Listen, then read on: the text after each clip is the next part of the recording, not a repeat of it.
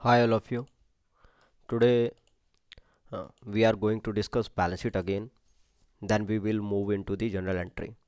So last class में हमने पढ़ा था बैलेंस शीट में दो हेड्स होते हैं बैलेंस शीट के, लायबिलिटीज एंड एसेट्स। और बैलेंस शीट होता क्या है? Balance sheet is a statement showing the financial position of a business at a point of time. किसी एक पॉइंट ऑफ टाइम पर आपके बिजनेस के फाइनेंशियल पोजीशन कैसी चल रही है वो कौन बताता है? आपका बैलेंस शीट। आपके पास एसेट्स कितना है और लायबिलिटीज़ कितना है। जितना बिजनेस के पास एसेट्स होता है उतना ही बिजनेस के पास लायबिलिटीज होता है। Like capital, we can say capital और share capital. Liability is divided into three parts: capital, or we can say share capital, then non-current liability and current liability, and assets bifurcated into two parts: non-current asset and current assets. So हमारे जो capital है, capital के बढ़ने की दो वजह होती है: net profit and additional capital, और दो ही वजह घटने की होती है: नेट लॉस एंड ड्रॉइंग्स। फिर हमने पढ़ा था नॉन करंट लायबिलिटीज में हमारा आता है long term borrowing. Long term borrowing के अंदर आता है डिबेंचर एंड लोन। जो भी हमने एक साल से ज़्यादा के लिए उधार ले रखा है वो आपका नॉन करंट लायबिलिटी में आता है, और जो एक साल से कम के लिए है वो आपका करंट लायबिलिटी में आता है। करंट लायबिलिटी में बैंक ओवरड्राफ्ट, आपने बैंक से ओवरड्राफ्ट ले रखा है और एक साल से कम के लिए बैंक से उधार पे पैसे ले रखे हैं। और फिर आता है आपका non current asset. Non current asset में आता है आपका फिक्स एसेट। फिक्स एसेट में आता है machinery, furniture, typewriter, motor vehicle, जो भी एक साल से ज़्यादा चलता है, और एंड इंटेंजिबल एसेट्स। फिर आता है आपका करंट एसेट। करंट एसेट में आता है आपका stock, debtors and cash equivalent. Debtor वो बंदा होता है जिसको हमने उधार पे सामान दिया होता है। एंड लायबिलिटीज में आता है आपका क्रेडिटर। क्रेडिटर को अकाउंट पेबल भी कहते हैं और डेटर को अकाउंट रिसीवेबल भी कहते हैं। फिर आपका पार्ट आता है आपका एक्सपेंस एंड इनकम का। एक्सपेंस एंड इनकम में क्या है आपका? कोई आपका एक्सपेंस आपने टाइम पर पे नहीं किया तो आउटस्टैंडिंग बनेगा, बकाया बनेगा, आपको देना ही पड़ेगा। लाइक रेंट है, सैलरी है, वेजेस है, जो आपको एक साल के अंदर अंदर चुकाना है। फिर आपका कोई ऐसा खर्चा है जो आपने टाइम से पहले पे कर दिया, अगर आपने नहीं दिया तो आपको चुकाना पड़ेगा। वो आ सकता है, आपसे ज़बरदस्ती कर सकता है और ले सकता है पैसा। और यहाँ पर एक्सपेंस पेड इन एडवांस, आपने यहाँ पर क्या है कि आपने एडवांस में पे कर दिया है सामने वाले को, तो आप क्या कर सकते हो? उसको डिडक्ट कर सकते हो। जब आप अगली बार पे करोगे रेंट तो उसमें से डिडक्ट कर दोगे उतना पैसा जितना आपने दिया हुआ है। इसी तरीके से सैलरी है, आपने किसी को सैलरी एक महीने का एडवांस में पे कर दिया, तो आप क्या कर सकते हो? उसका सैलरी आप जब अगली बार दोगे, मान लो 10,000 आपने एडवांस में दे दिया फॉर एग्जांपल, और उसका 50,000 बनता है टोटल, तो 50,000 में से आप 10,000 डिडक्ट कर दोगे और बैलेंस अमाउंट उसको पे कर दोगे। सो एडवांस सैलरी आपका एसेट बनता है, एडवांस वेजेस एसेट बनता है। देन हम लोग आते हैं इनकम पर। इनकम रिसीव्ड एडवांस, और आपको टाइम से पहले इनकम रिसीव हो गई है तो आपकी लायबिलिटी बनेगी, क्योंकि वो डिडक्ट कर देगा टाइम आने पर। ए- और अगर आप मान लो आपने रूम का पैसा एडवांस में ले लिया, और सामने वाला बंदा जिसका आपने कमरा किराए पर ले रखा है, सॉरी, जिसको कमरा किराए पे दे रखा है, हम लोग खाली नहीं करवा सकते जब तक कि वो उतने दिन रह नहीं लेगा, इसलिए हमारी लायबिलिटी बन जाता है।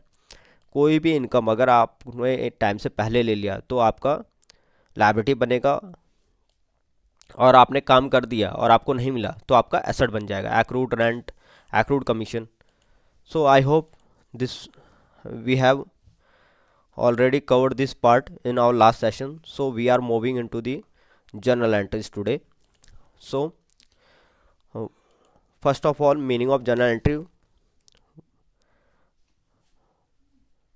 is: journal entry is a primary book of entry in which transactions are recorded in the books of account in a chronological order. होता क्या है कि journal entry primary primary book of entry होती है। सबसे पहले यहीं पर जो ट्रांजेक्शन्स हैं उनको रिकॉर्ड किया जाता है। देन जब जनरल एंट्री कवर होती है उसके बाद आता है ट्रायल लेजर, लेजर के बाद ट्रायल बैलेंस, ट्रायल बैलेंस के बाद आता है आपका trading profit and loss account और एंड बैलेंस शीट। तो एंड फिर यहाँ पर एक वर्ड है chronological. Chronological means we have a date particular debit and credit and होता क्या है कि अगर आपका डे फर्स्ट है और आपने कोई सामान बेचा है तो जो फर्स्ट डे है, मान लो 1 तारीख है, 1 तारीख आपका पहले आएगा, फिर 2 तारीख आएगा, 3 तारीख आएगा। This is called chronological order. Then we are going to post the journal entries.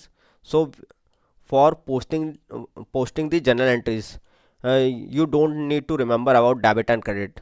आपको सिर्फ एक ही चीज़ पर याद रखना है कि पैसा आने पर डेबिट होगा और पैसा जाने पर क्रेडिट होगा। आपको रूल्स याद करने की ज़रूरत नहीं है, सिर्फ आपको मेरे तरीके से चलना है, आपको जर्नल एंट्रीज याद हो जाएंगी, रटने की नीड नहीं पड़ेगी। For example, if cash is coming then it is debit. और पैसा आएगा तो डेबिट होगा, पैसा जाएगा तो क्रेडिट होगा। जो ऊपर वाली साइड होती है उसको डेबिट कहते हैं, जो नीचे वाली साइड होती है टू वाली, उसको क्रेडिट कहते हैं। For example, he is a business man and he has invested some money into his business. तो पैसा बिजनेस के पास आ रहा है, हम लोगों को बिजनेस के पॉइंट ऑफ व्यू से देखना है, मालिक के पॉइंट ऑफ व्यू से नहीं देखना है। बिजनेस के पॉइंट ऑफ व्यू से देखना है, बिजनेस के पास क्या आ रहा है, पैसा आ रहा है। Then cash account debit ₹1,00,000 to capital. Reason क्या है इस कैश के आने की, कैपिटल, और we can say share capital ₹1,00,000। और इसी तरीके से ये हमारा एजेंट है जो सेल कर रहा है सामान को, ये हमारा एजेंट है, ये किसी को सामान सेल कर रहा है और इससे हमको पैसा आएगा। पैसा आने पे करेंगे cash account debit to sales. For ₹20,000 का सेल किया, देन 20,000 आएगा cash account debit 20,000। Then to sales, वजह है उसकी सेल्स 20,000। बीइंग आ जाएगा नीचे, बीइंग मीन्स नरेशन, ये दिखाना होता है किस वजह, वजह क्या है यहाँ पर हमारी, यहाँ पे हमने सेल किया है, ये वजह है। Then we have a rent, we are going to rent receive part. so we are receiving rent, so cash account debit ₹5,000, then to rent received 5,000. We have given our house into the rent, so we are receiving the monthly income of ₹5,000. So we cash account will be debit and reason of that cash is rent, so we will credit that rent. इसी तरीके से हमको time से पहले rent receive हो गया तो हम लोग एंट्री पोस्ट करेंगे cash account debit to rent, prepaid rent received. Prepaid में sorry, here we post the advance rent receive. Advance आएगा, प्रीपेड तब आता है जब हम लोग खुद पे करते हैं। Advance, advance, advance rent received.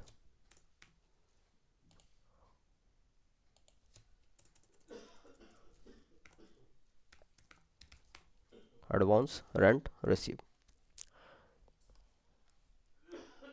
इसी तरीके से मैंने आपको बताया था, if cash is going it means we are spending और investing the money of our business to somewhere, like we are going to purchase the goods, then we will post the entry. आपका cash credit होगा तो मैंने to में डाला है cash को और रीजन है इसका purchase. Then we post the purchase account debit to cash and here below we have paid the rent, then I have posted the entry to cash means credit the cash and the reason of that credit is rent, rent account debit ₹25,000 to sorry and no, so here we are going to spend the money ₹25,000 for a rent, then we will post the entry rent account debit 25,000 to cash account. Here we are also paid the commission in cash, so we are spending the money 25,000 or reason of that spending is commission, so we will post the entry commission account debit 5,000 to cash account.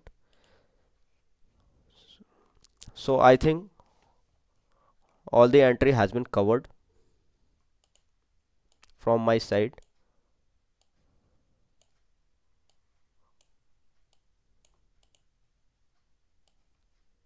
I hope it will helpful for you guys.